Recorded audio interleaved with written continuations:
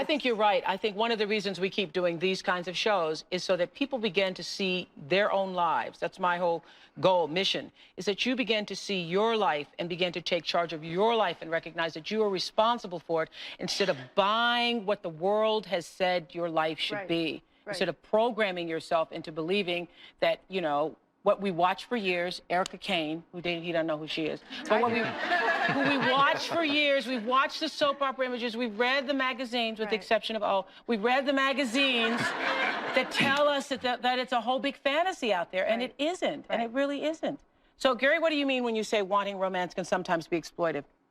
Well, except for O magazine is important because... I mean that, too, because that's a really good magazine. I'm not just saying it. Yes. It really is. Because we do the same thing in the magazine that we do on the show. Try to do the same thing. It's one of the few magazines that I read. Yeah. And...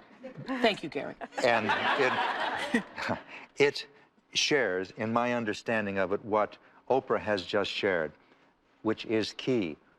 Whose advice shall you follow in your heart?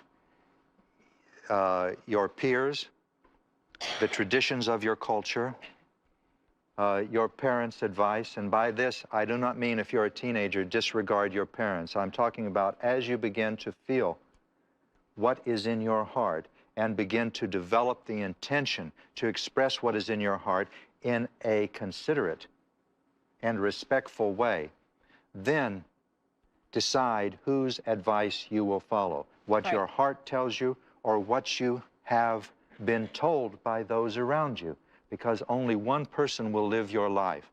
Only one person will experience the consequences that you create with your decisions, and that is you. That's right.